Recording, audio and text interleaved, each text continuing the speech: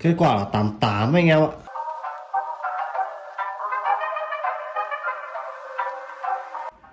Yo, xin chào anh em đã quay trở lại hoặc là đến với channel của tôi BTVN. Và đây chính là cái kit MK870 mà tôi mới build được 3 hôm.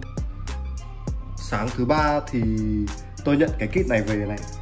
Và ngay lúc đó là tôi đã lắp ngay switch Arco CS Pro Stress và cái set keycap này rồi. Thì ngày hôm qua tôi có nhận được cái pack hàng 87 con Cherry MX Hyperglide Black của anh Lộc GC, tôi mua ở bên đấy. Đấy, thì tối hôm qua là tôi nhận được cái pack đấy. Và sáng nay tôi đã bỏ công bỏ việc để đem cái số switch đấy ra để loop rồi anh em ạ. Nhưng mà tôi không loop tất cả toàn bộ con bàn phím này đâu, mà tôi chỉ loop cái nguyên cái 61 cái phím trong phần alpha này này, phần arrow và cả hai nút là ESC và F5 nữa. Còn cái hàng F này và cái phần delete này là tôi chưa loop nhé. Thì tôi sẽ nói cho anh em nghe về cái cảm nhận của tôi về cái con switch Cherry Hyperglide Black này.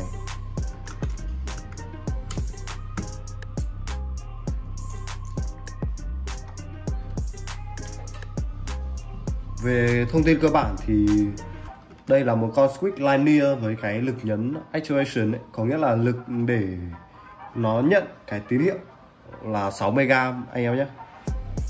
Con này thì có 5 pin. Với cái độ mượt ban đầu của nó thì khá là đáng thất vọng anh em. Tôi nói thẳng luôn là khá là đáng thất vọng. Tại vì giá mua của nó là trên 8.000 một con. Nhưng mà cái kỳ vọng của tôi ấy là nó sẽ mượt, nhưng mà không hề có điều đấy.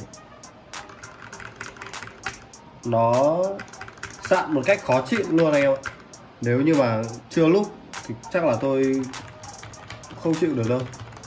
Nó rất là gai ấy. Ví dụ như những cái nút F8, F7 này. Anh em nghe kỹ nhá. F5 là tôi đã loop rồi này.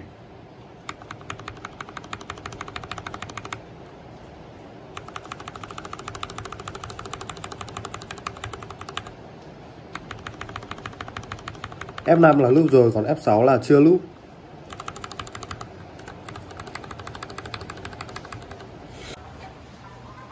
Nếu mà so với cái độ mượt của những cái con switch giá rẻ hơn, đó chính là Gateron Yellow KS3 hoặc là Gateron Pro Yellow hoặc Arco CS switch như kiểu Matcha Green hoặc là Rose Red hoặc là Radiant Red thì con này kém mượt hơn rất là nhiều.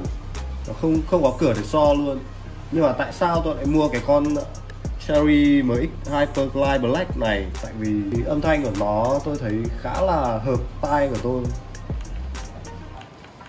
Âm thanh nó khá là nhỏ và nó nghe nó kiểu nó ấm ấm đó. Nhưng mà stock của nó thì khá là chán. Kinh nghiệm của mọi người nói thì thường là con này thì nên burn khoảng tầm 1 tháng sau thì loop.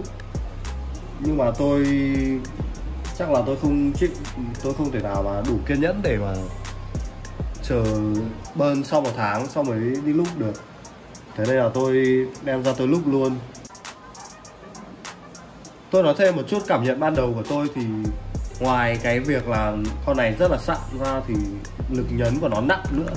Và tôi cũng không quen cái lực nhấn Actuation Force này là 60 Ω cho lắm. Thành ra là nó vừa nặng mà nó lại vừa gai ấy. Cảm giác rất là khó chịu luôn. Đó, nhưng mà bây giờ loop vào xong thì âm thanh của nó nghe khá là ok rồi. Và với cái độ, tất nhiên là nó vẫn còn sạn sau khi loop, nó vẫn chưa được mượt tuyệt đối. Nhưng mà đối với một người dễ tính như tôi thì tôi chấp nhận được rồi. Đó, tôi không cần nó phải là quá mượt đâu. Nó không còn những cái cảm giác gai của ban đầu nữa là tôi đã cảm thấy rất là ok rồi.